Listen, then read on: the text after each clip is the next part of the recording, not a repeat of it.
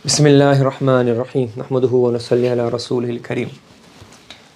So now we're moving on to al-murakkabat. So al-murakkabat are our 6 type of mabani. Okay, what is a murakkab? Al-murakkabat kullu ismin rukkiba min kalimatayn. That's quite obvious. Every word or any word rukkiba which has been constructed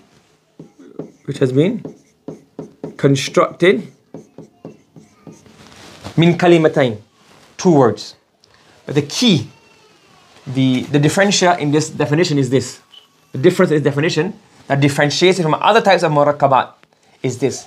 Laysa baynahuma nisbah, in which there is no nisbah.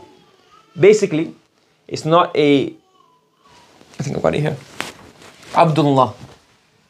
So Abdullah, what's the structure? Mudaf ilayh. So this is a murakkab min haythu al-lugha, because it is comprised of more than one element. But it's not what we're talking about here.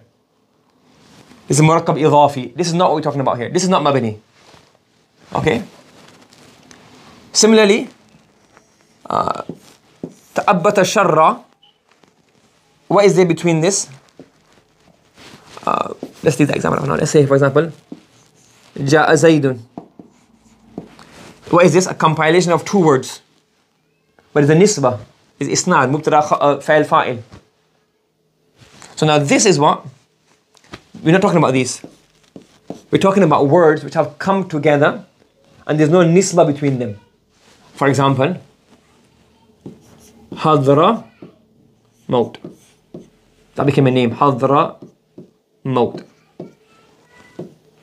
Ba'ala Bakka. New York, is that most man'ut not?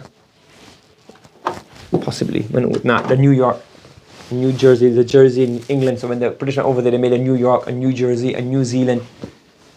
Okay, that's many of them. Yeah. So when they colonized, even in Barbados, you have like all of this like names, because when they colonized Barbados, like you have Hastings, there's even Liverpool Street.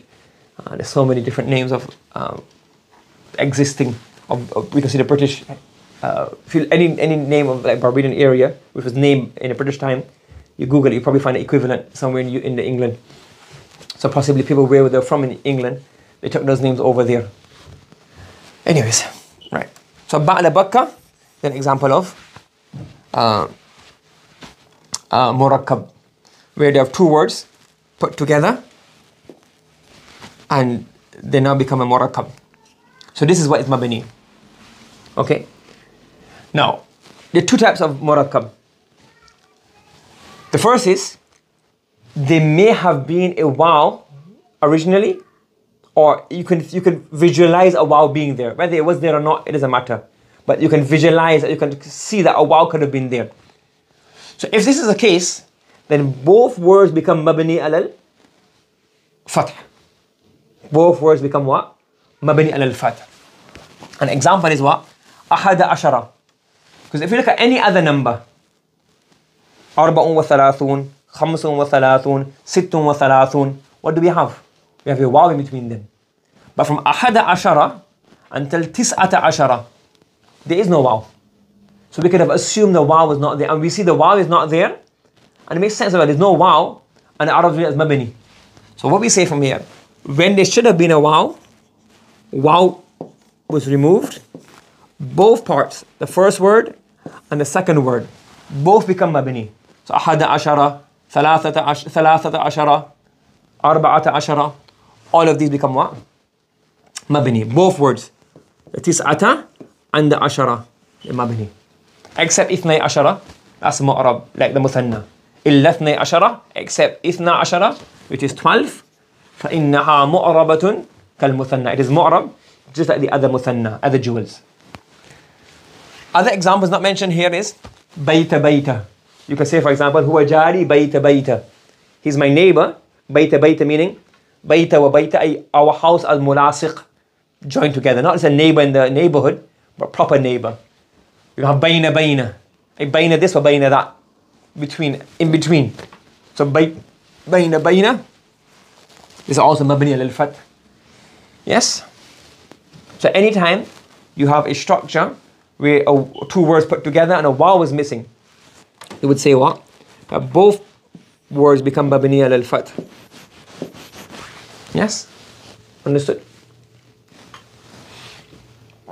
And if there is no waw, if there's no waw in between them, then how do you read this? There's different ways, different opinions, but the most fasih, he says, is that make the first word mabni al-fath and the second word is ghayr munsarif.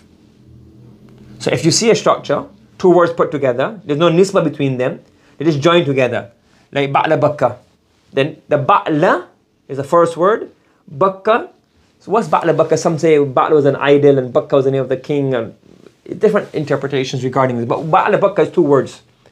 Now there's no waw in between. Or we don't assume there's a waw in between. So what will happen? We will make the first word mabni. So it's always ba'la, ba'la, ba'la. And the second part, you make it what? Ghayr munsarif. So ja'ani ba'la bakku. Wa ra'aytu ba'la bakka. Wa marratu bi ba'la bakka. So you make the last word ghayr munsarif. So it's ghayr munsarif. So marfu', mansub and majroor. Here will be a fatha and here will be a kasra.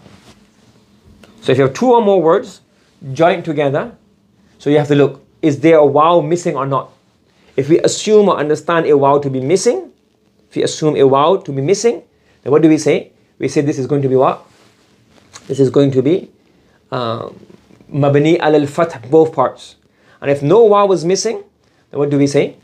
That the first part is mabni al-fath, and the second part, the best way to read it is make it ghayr munsarif. وَفِيهِ لُغَاتٌ أُخْرَى is lughat. So different possibilities. Okay? Yes? A lot of this is now basically like some one-off rules here and there. Okay? Not one-off, but 5, 10, 15, 20 words that are used commonly. It's not like expands across or extends over a lot of words.